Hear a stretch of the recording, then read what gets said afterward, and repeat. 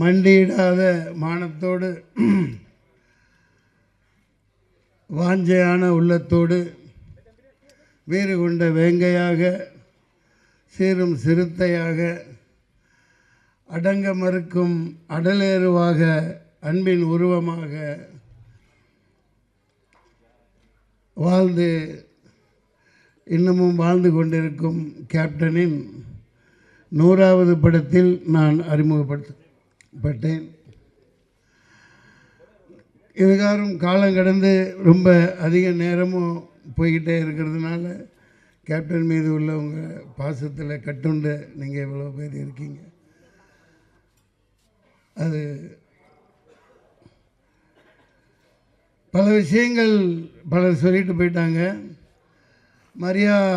Ravi Maria director சொன்னார், உண்மைதான். அப்போ நான் இந்த வீரபத்ரனா நடிக்கையில் வீரப்பன் வெளியே தெரியாது, அவன் மூஞ்சி எப்படி இருக்குன்னு தெரியாது. ஒரே நேரத்தில் 3 படம் வந்துச்சு. புதுநெல்லு புதுநாத்தில் நான் தான் அந்த நெப்போலியன் ரோல் பண்ணுறது. சுந்தரராஜன் சார் அங்கே இருக்காங்க, இதில் உட்லாண்ட்ஸில் கதை போய்கிட்டு இருக்கு. பாரதி ராஜா ஓகேன்ட்டாங்க, எல்லாம் வேலை கிடச்சிருச்சு. ஒன்று அடுத்து இது ஒன்று. அது ஒரு காரணம். அந்த வீரப்பன் அப்போ வெளியே வரலை. வீரப்பனார் ஏகப்பட்ட சில சுவாரஸ்யமான தகவல்களை இந்த 35 வருஷம் கழிச்சு இந்த மேடையில் சொல்லலான் இருக்கு. நான் கூப்பிட்டு போயிட்டாங்க, வில்லனா நடிக்கிறேன் அப்படின்ட்டு. நல்ல மழை, அடர்த்தியான மழை, சென்னையில் வெள்ளம், அந்த அளவுக்கு தண்ணி.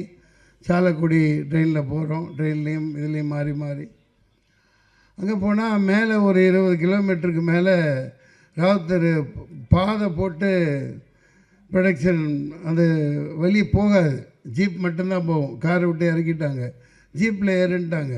போனால் ஒரு பெரிய மஞ்சள் பச்சை கலந்த நீட்டமான பாம்பு போய்கிட்டு இருக்கு. ஐயோ பாம்புங்கிறேன், டக்குன்னு பார்த்து சார் வாயை முத்திட்டாப்புல அசிஸ்டன்ட் டைரக்டர். ஐயோ ஹீரோயினி ஓடி போயிரியா, நீ சத்தம் போடாத பேசாமல் வா.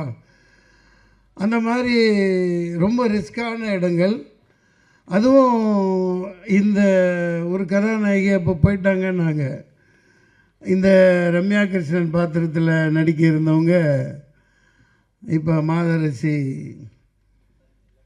சரண்யா மேடம், சரண்யா நடிச்சிட்ருக்காங்க இல்லையா, அவங்க தான் நடிக்க இருந்தது. வந்தாங்களாம், பார்த்தாங்களாம் இந்த மாதிரி பாம்பு யானை இதெல்லாம் பார்த்துட்டு மலை மேலே ஏற முடியாதுன்ட்டு அப்படியே போயிட்டாங்க. அந்த மாதிரி சில ஏகப்பட்ட அனுபவங்கள் அதில். அப்புறம் அந்த நாட்கள் மறக்கவே முடியாது இன்னமும். அப்படி ஒரு மனோரம்யமான நாட்களாக இருந்தது, மறக்க முடியாத காலகட்டம்.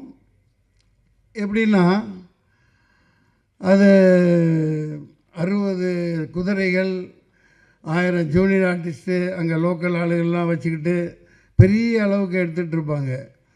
நான் காலையில் ஒரு நாள் எப்போவுமே நேரத்தில் எழுந்திரிச்சு நான் என்னை பிக்கப் பண்ண வந்த வண்டிக்கு முன்னாடியே காப்பி கொண்டு வந்த வண்டியில் ஏறி நான் முன்னாடி போயிட்டேன். அது விபத்துக்குள்ளாகி மோகன் ஒரு தொழில்நுட்ப கலைஞர் இருந்தார், மிகப்பெரிய. அப்போலாம் ரொம்ப ஃபீல் பண்ணி உடனே ராவுத்தர் இங்கேருந்து சொல்லிட்டாடே கிளம்பி வாங்க எல்லாமே.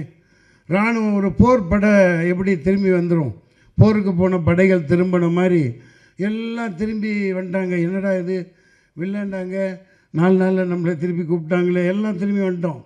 பயங்கரமான சோதனைகள். அதுக்கப்புறம் போகிறோம், மறுபடியும் எடுக்கிறோம். அப்புறம் இங்கே சுந்தரராஜன் சார் அவர் பயணித்த ஒரு வண்டி எல்லாம் அப்போ டீமாக இருந்தாங்க இவங்கெல்லாம். அது விபத்துக்குள்ளாகி வாகன ஓட்டுநர் இதை இறக்குறாங்க. அப்புறம் ஏதோ பண்ணி மிகப்பெரிய போராட்டங்களுக்கு அப்புறம் மறுபடியும் போய் அங்கே எடுத்தாங்க. சாதாரணமாக கஷ்டப்படலை. டைரக்டர் எப்படின்னா அவர் பாம்பு மாதிரி தான், எங்கே போவார், எவ்வளோ தூரம் போவார், இப்போ போய்கிட்டே இருப்பார். 10 கிலோமீட்டர் 5 கிலோமீட்டர் சரி அந்த லொக்கேஷன் பார்க்க நடந்து போய்கிட்டே இருப்பார். அப்படி ஒரு அந்த இதெல்லாம் கண்டுபிடிச்சி அப்புறம் அதெல்லாம் மறக்க முடியாது. நான் ரொம்ப என்ஜாய் பண்ணிகிட்ருப்பேன். அவங்க தானே கஷ்டப்படுறாங்க. காலையில் லென்ஸை மாட்டி விட்டுருவாங்க, கான்டாக்ட் லென்ஸு. 5 மணிக்கு வந்து இந்த சௌத்ராஜன் இப்போ மாலை போட்டேன்னு எங்கே, அது பெரிய காமெடி பாருங்க. அப்போ எனக்கு ஒன்றும் தெரியாது இல்லையா, அதிகமாக ஆக்டிங் கோர்ஸ் பண்ணிட்டு வந்தாலும் இந்த ஸ்ப்ரே எல்லாம் இது பண்ணிவிட்டு ஏதோ பண்ணுவார். சீரியஸாகவே அவன் ஸ்ப்ரேக்கு பதில் அப்படி ஓ இது அப்படி தான் பண்ணும் போல். கேப்டன் எல்லாம் என்னை பிடிச்சி முடியெல்லாம் வெட்டி விடுவார். பெருசாக வச்சுட்டு சுற்றணுன்னா நில்லுட அசிங்கமாக தெரியணுன்னு அப்படின்ட்டு அப்புறம் பான் கேக்கெல்லாம் போட்டு ஸ்டிக்கெல்லாம் போட்டு அதெல்லாம் எனக்கு கிடைக்க முடியாத, கிடைக்க இயலாத பாக்கியங்கள். அந்த மலை காட்டுக்குள்ளே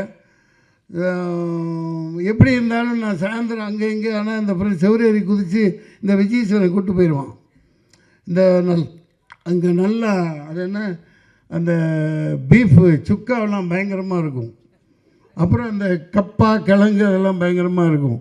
கேப்டன் அவன் காலையில் போயிட்டுருக்குது அவனை விட்டுறாதீங்கன்னா, நாங்கள் எங்கே இருக்க 11 மணிக்கு தான் திரும்பி வர்றது. விஜயீஸ்வரன் எங்கே, நான் எங்கே போயிட்டார் அவர்? விஜயீஸ்வரன் கூடவே இருப்பார், பயங்கரமான மேக்கப்பாளன். அதெல்லாம் மறக்க முடியாத தருணங்கள். காலையில் சரத்குமார் போட்டிக்கு வந்துடுவார். அவர் பயங்கரமான மிஸ்டர் இந்தியாவில், மிஸ்டர் மெட்ராஸ்ன்னு நினைக்கிறேன். தண்டால் எடுக்க நீ நைட்டு போனால் இந்த மாதிரி நல்லா கிழங்குகளும் சாப்பிட்டு வந்தான்னு தெரிஞ்சவுடனே காலையில் அங்கே போட்டி நடக்கும் எக்ஸசைஸ் பண்ணையில்.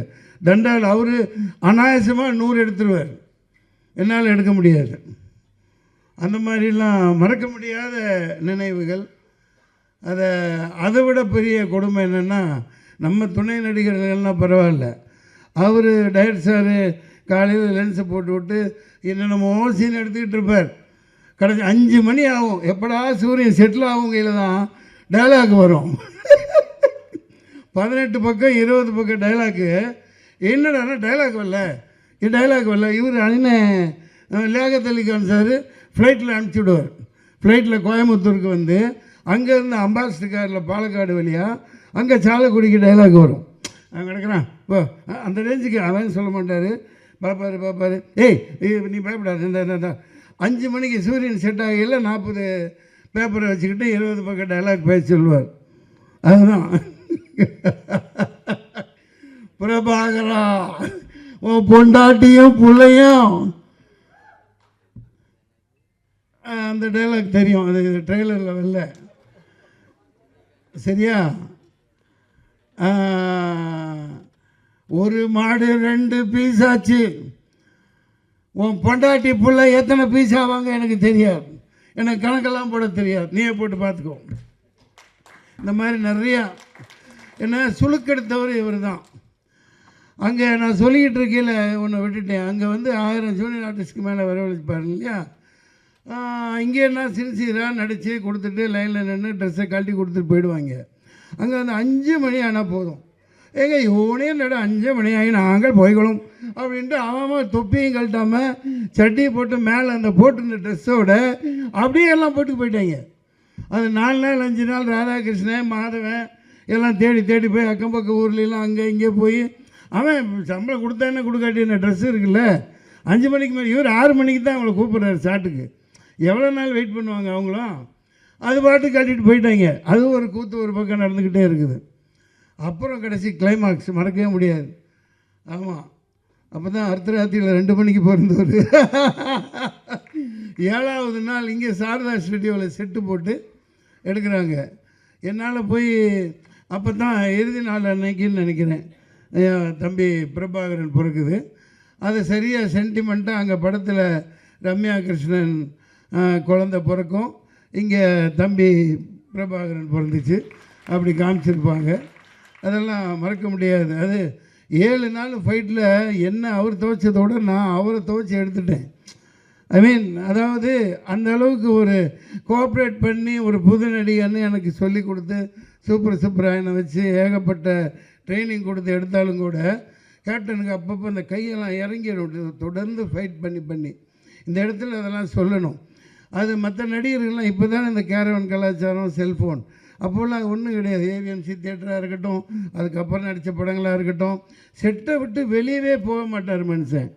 ஃபைட்டர்ஸ் கூட பேசிக்கிட்டே இருப்பார். ஜல்லில் விளையாட விட்டுட்டு கிண்டல் பண்ணிக்கிட்டு அவர் குடும்ப இது மாதிரி விளையாண்டுக்கிட்டு செட்டை விட்டு அந்த லஞ்சை சாப்பிட போகிறதுக்கு போனது தான்.